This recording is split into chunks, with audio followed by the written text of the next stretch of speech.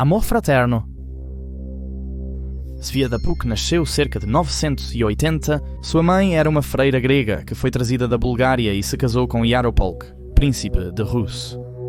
Kievan Rus foi um estado no nordeste da Europa de fins do século IX até meados do século XIII. Em 980, Yaropolk foi morto por seu irmão Vladimir, que casou-se imediatamente com a viúva. Após o nascimento de Sviatopolk, Vladimir teve vários filhos com suas 6 esposas e se converteu ao cristianismo em 988.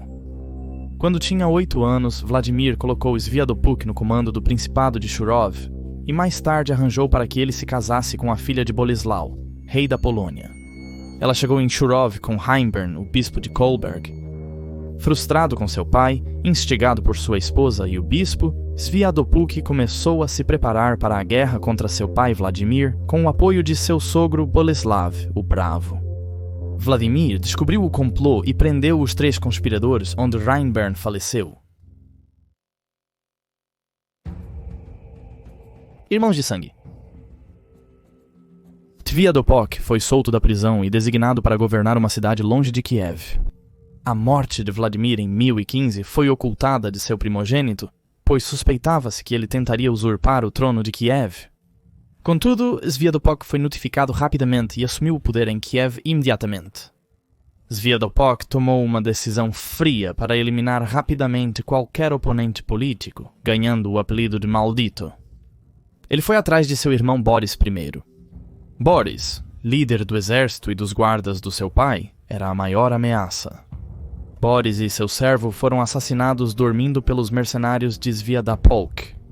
Quando transportavam seu corpo para Kiev dentro de um saco, pensava-se que Boris ainda respirava, então perfuraram-no com uma espada. Então, Sviatopolk convocou seu irmão Gleb, alegando que o pai deles estava muito doente e precisava vê-lo. No caminho de casa, Gleb foi informado das mortes e da traição de Sviatopolk. Enquanto Gleb rezava pelas almas de seu pai e irmão, ele foi assassinado por seu próprio cozinheiro, que, contratado por Sviatopolk, cortou sua garganta com uma faca de cozinha. Um terceiro irmão, chamado Sviatoslav, ao saber das mortes de Boris e Gleb, tentou fugir para as montanhas Cárpatos com sua família, mas ele foi caçado. Na luta que se seguiu, ele foi morto junto com 7 de seus filhos. Sua filha, perseguida pelos soldados de Sviatopolk, correu montanha acima e se jogou antes de ser alcançada. Ó irmão. Com tanto sangue em suas mãos, Sviatopolk decidiu que sua melhor chance de sucesso era unir as terras herdadas de seu pai sob um único governante, ou seja, ele mesmo, o grande príncipe de Kiev. Contudo, supostamente um de seus vários irmãos, Yaroslav, então príncipe de Novgorod, ao saber do triplo assassinato, buscou vingança. Por 2 anos, os irmãos lutaram entre si, alternando vitórias e derrotas. Em 1019, Sviatopolk faleceu ou foi morto ao fugir para a Polônia, após ser derrotado na Batalha do Rio Oltar. Seu irmão Yaroslav, o sábio e grande príncipe de Kiev, governou pelos próximos 35 anos e foi eleito o maior ucraniano em 2008. Mabel, o monstro Mabel de Belém, nasceu em Alicante, França, por volta de 1036. Seus pais pertenciam à influente família Talvas. O pai dele, William Mineiro Talvas, era notório pela sua crueldade excepcional.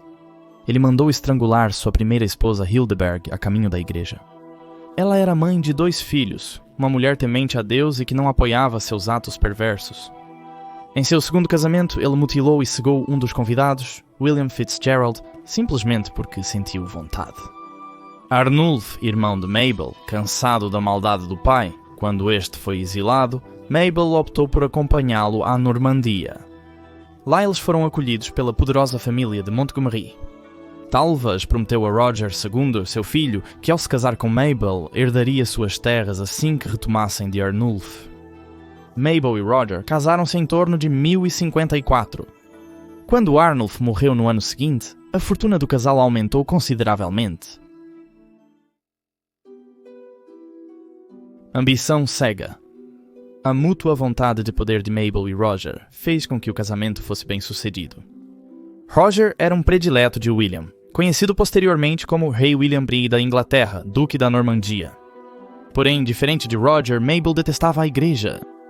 Incapaz de atacar abertamente o clero, Mabel visitava mosteiros próximos, com um grande séquito de cavaleiros, damas e servos. Os monges, obrigados a alimentar seus visitantes, logo empobreceram devido aos custos. Agora, voltando ao seu ódio pela família Girol, quando Arnold de Eschenfort, que era filho do mutilado William de Girol, pediu uma trégua. Arnold, que deu a Roger um manto como oferta de paz, teve garantida a passagem livre por Montgomeryland em 1063.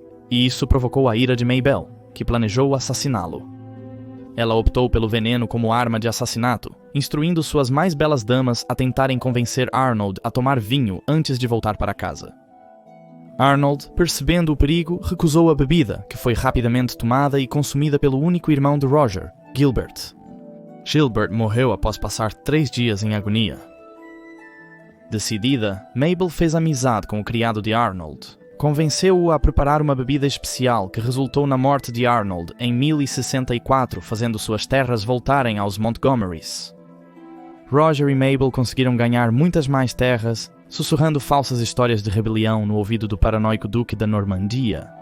Sempre que Roger mencionava nobres conspirando, suas terras eram confiscadas e entregues ao casal. Mesmo sem participar da conquista normanda da Inglaterra, Roger forneceu 60 navios para a invasão e permaneceu na Normandia como co-regente com Matilda da Flandres, esposa do duque. Foi recompensado com o Uldum de Shrewsbury e várias propriedades, tornando-se um dos maiores proprietários de terras da época. Em 1079, Hugh Brunel, que perdeu todo o seu dinheiro e propriedades por causa das intrigas de Mabel, invadiu seu chateau. Mabel estava relaxando no banho quando foi decapitada. Brunel conseguiu escapar. Tal mãe, tal filho. Mabel foi caracterizada como pronta para agir cruelmente e seu filho, Robert III, conde de Shrewsbury, parece ter continuado essa tradição familiar. Ele foi descrito como ganancioso e cruel e um perseguidor da igreja e dos pobres. Não é difícil imaginar que Mabel teria se orgulhado muito de seu filho malvado.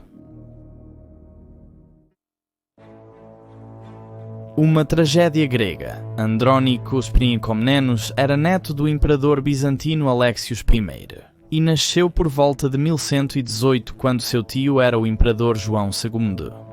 Andronicos foi elogiado por ser, citando, bonito, eloquente, ativo, resistente e corajoso.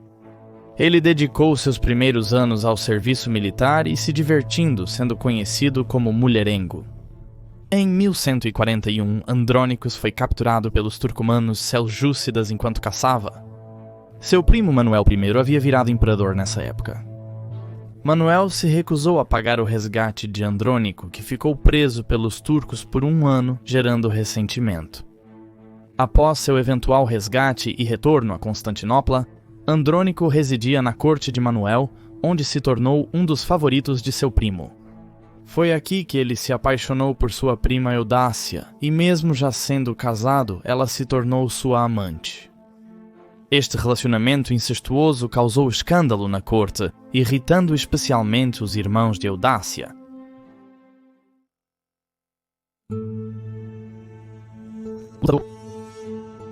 Então Manuel enviou Andrônicos a 500 milhas de distância para a província de Cilícia, e Eudácia o acompanhou até lá.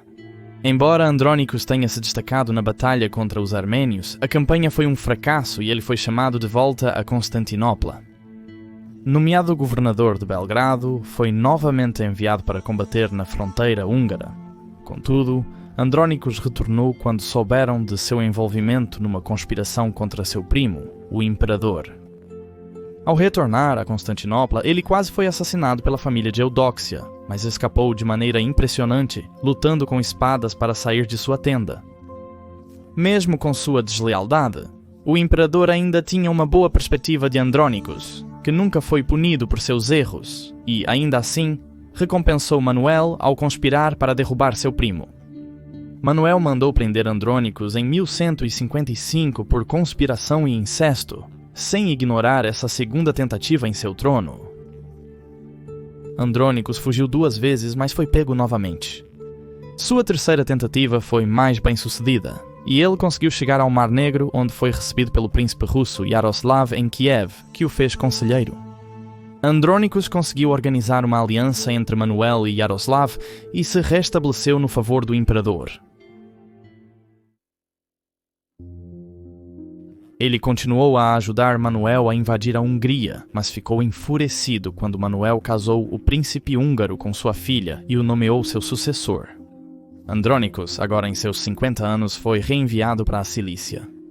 Ele, contudo, deixou seu cargo e foi à Síria seduzir Filipa, cunhada de Manuel, com êxito, mesmo ela sendo metade de sua idade.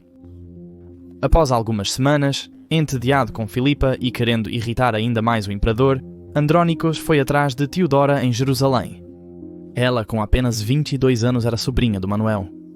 O imperador finalmente se cansou e deu ordens para que Andrônicos fosse preso e cegado como punição. Mas ele evitou a captura se movendo pela Ásia.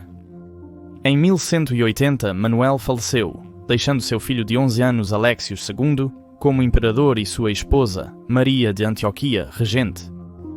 A herança latina de Maria a tornou impopular entre os gregos, e sua escolha do sobrinho de Manuel como conselheiro e amante intensificou o ressentimento.